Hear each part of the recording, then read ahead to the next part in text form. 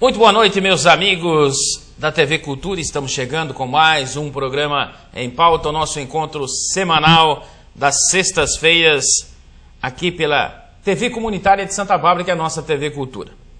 Nosso convidado dessa noite é historiador da Fundação Home. Ele é o nosso companheiro aqui, com participação ativa em vários programas aqui da casa. Estou falando de Antônio Carlos Angolini. Boa noite, Angolini. Um abraço. Novamente tê-lo no nosso programa para falar um pouquinho da história da nossa Santa Bárbara, né? É um prazer estar aqui hoje para falar de um dos pedacinhos primeiros e bons de nossa cidade, a usina Santa Bárbara. Falar da usina Santa Bárbara, falar da fazenda São Pedro.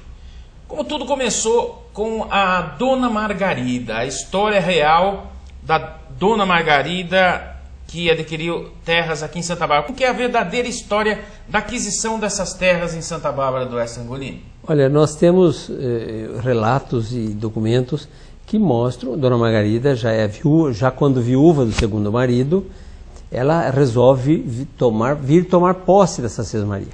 Então é bem possível que ela tenha adquirido ou comprado junto com o marido, pelo menos o historiador Antônio Bruno de Oliveira, em seus escritos, ele diz que o marido de Dona Margarida tinha adquirido em asta pública, quer dizer, foi em São Paulo, num leilão, que ele tinha adquirido essa sesmaria.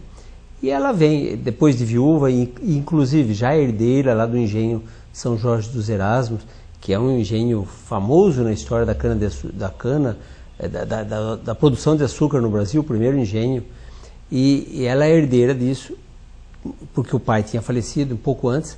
Depois morre esse segundo marido, ela já tinha com 5 filhos, e resolve vir para a região, tomar posse então desta sesmaria. Agora, ela chegando, ela se torna fundadora de Santa Bárbara. Por quê? E num determinado momento, uma fazenda aqui abandonada, longe, no meio da mata, não tinha médico, não tinha enfermeiro, não tinha nada. Ela tinha que fazer uma capela, o povo pelo menos tinha onde se apoiar espiritualmente. E ela faz a doação de um pedaço de terra na área central, que é para fazer construir uma capela. A Igreja Católica tem isso assim muito focado.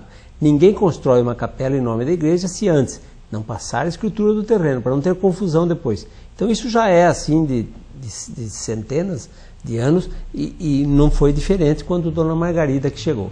Ela, ao doar aquela faixa de terra na área central, ela primeiro teve que passar para a Cúria Paulistana a doação do terreno.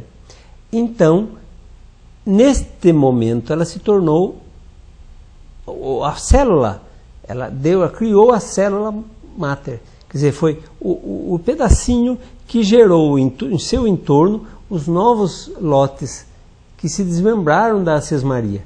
Então, por que ela é considerada fundadora? Ela é considerada fundadora porque doou terras.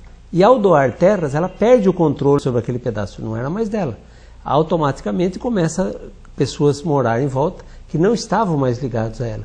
Aí a célula mãe é o início de Santa Bárbara.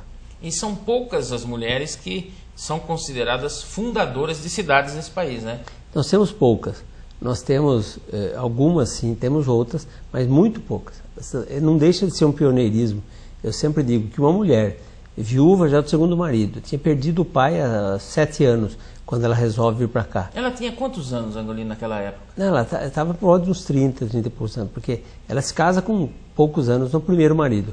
Depois o segundo já estava já com 20 e poucos, depois ela, com 30 e poucos, ela já está com 5 filhos, e aí morre esse segundo marido. Então era uma jovem senhora, não tinha nem 40 anos, vir para cá, lombo de burro, de carroças. Era uma aventura. Era uma aventura.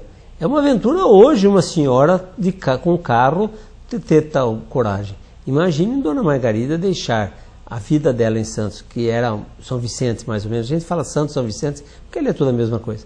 E vir de carroça para tomar posse. Então é um pioneirismo sem igual. Se hoje uma mulher fizesse isso, ela seria uma bem vista. Imagine Dona Margarida há 192, 193 anos, 194, porque ela chegou um ano antes aqui. Ela chegou e se instalou em qual local da cidade? Já existia uma fazenda? Não, olha, nós temos... eu tenho alguns pontos a esclarecer de nossa história ainda, porque quando montamos o SEDOC da Fundação Home, nós descobrimos no Martha Watts, em Piracicaba, um mapa, é um rascunho de um mapa feito para delinear alguns terrenos aqui na área, aqui na região de Santa Bárbara. Então eles marcam o engenho de Dona Margarida. E lá nesse mapa muito escondido diz assim: comprado de Diogo Toledo. Então isso abriu uma dúvida em nossa cabeça, porque a gente sempre disse que ela construiu. Mas será que ela não adquiriu da família Toledo? Será que os Toledos, que já eram famosos daqui até Porto Feliz, era deles o pequeno engenho, próximo da Roma, ali perto onde é o pontilhão do Ribeirão dos Toledos? Então é possível que Dona Margarida, ao chegar, já tenha encontrado aqui alguém, assim como a Fazenda Galvão, ela já existia. Então a Fazenda São Pedro, do Barão do Tatuí, talvez já existisse. Então já tinha uma certa posse. Nós vamos ver aqui em Americana, na Salto Grande, ela estava ali já há 100 anos, quase antes da fazenda. Então existia uma certa ocupação da nossa área. Agora, faltam documentos para que a gente tenha uma real visão de como estava esse pedaço de terra que era dela. O tamanho da terra que pertencia a Dona Margarida também não há dados sobre a dimensão desse terreno. Não é tão grande como o nosso território hoje. A cismaria dela era mais confinada aqui, a Ribeirão Soledo, nessa área central, né? Claro que depois da emancipação, Piracicaba libera um território maior para nós, que ia até quase o Ribeirão Quilombo, né? Que ia até aqui o Caiubi, que é o Alambari. Tanto que o Caiubi, depois de 1935, entre os anos de 1930, quando nós conseguimos elevar essa divisa até o Quebradente. Então Piracicaba perdeu um pedaço de terra, deu mais um pedaço de terra para Santa Bárbara, mas ia até o Lambari. Quando o Caiubi começou, meu tio Fioravante, inclusive, trabalhou muito para levar essa divisa até um pouco mais. Então Piracicaba cede essas terras, então é maior do que a Sesmaria que Dona Margarida tinha naquele tempo. Agora, voltando antes da Dona Margarida, na região do Caiubi existe um sítio arqueológico ali que há evidências de que índios habitaram aquela região. Isso. O sítio não existe mais, porque o progresso ocupou uma área que o padre Stafusa lutou muito e fez cartas e pedindo que a Câmara até fizesse, tombasse, cuidasse daquele local. E qual local perto do Caiubi? Ele está bem lá no fundo, no sítio hoje, Nossa Senhora Aparecida, é bem na divisa com Piracicaba.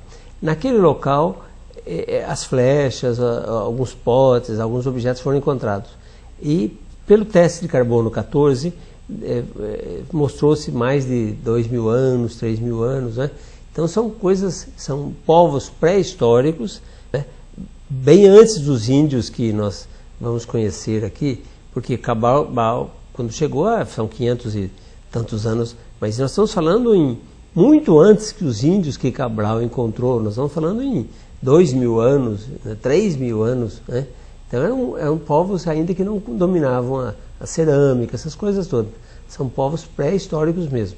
Então naquela região foram encontradas bastante coisas. Quando da construção da rodovia dos Bandeirantes, mais 3 pontos foram encontrados. Só que a Bandeirantes não podia parar. Então a Zanettini, que é uma empresa que faz a prospecção desses locais, detectou, recolheu algumas peças. Esses materiais foram encaminhados para o Museu de Montemor, porque na região ele é o único autorizado a receber essas peças. E nós temos aqui 3 pontos, e notadamente sempre perto do Ribeirão, ou Ribeirão dos Toledos ou Rio Piracicaba. Na construção da ponte sobre o Rio Piracicaba, naquela região foram encontradas muita coisa.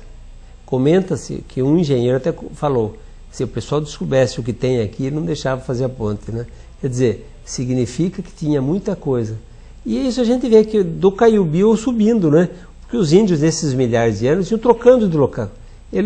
O índio sempre foi um povo sábio. Ele não explorava o local, porque como ele dependia da natureza, ele trocava de pontos, ele ia para outro.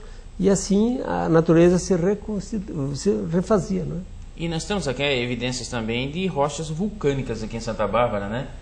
Nós temos, assim, a gente percebe, o padre Stafuso e outros também sempre disseram que aquela região, mesmo ali do Tupi, que é quase uma extinta cratera, porque mesmo ali na região do Tupi, entre o Caiubi, a gente vê um morro que quase que circunda, realmente uma cratera. Então, é bem possível que há milhões de anos também que isso deve ter ocorrido, né? Mas são histórias do passado de nossa Santa Bárbara, inclusive, muito antes. Da Pedreira também, onde corta a SP-304, né? Tem aquelas rochas ali que... São coisas de milhões de anos, né? E é uma das maravilhas de Santa Bárbara que o povo talvez não aprecie. Eu não tenho uma vez que passo pela Pedreira que não observe a beleza que é o corte no meio da pedreira, né? E o trabalho que deu para passar aquela rodovia, a duplicação da SP-304, né, naquela época? Nossa, foi uma coisa tremenda. E quando se fala disso, fugindo um pouco do nosso assunto, mas o Estado tinha aprovado a construção da represa, porque aí aproveitar essas pedras para fazer uma contenção, sabe? Todas as pedras seriam feitas no aterro que seria paralelo e ia ser feita uma represa. O Braulio Pio lutou muito por essa represa e nossa Câmara acabou não autorizando. Santa Bárbara teria um outro perfil hoje, já com uma represa muito grande na parte de cima, além do que ela seria reguladora, fecharia nos dias de chuva, então nós teríamos aqui na parte baixa só a água das ruas, então a represa poderia ser reguladora, nós não teríamos esse problema de enchente. Então esse seria um benefício a mais de que o Braulio Pio já tinha essa visão e queria fazer essa represa. E depois de autorizado pelo Estado, ele não conseguiu autorização aqui dentro da terra, né? Uma pena. Voltando à Dona Margarida, ela chegou, fez a doação da área para a construção da capela.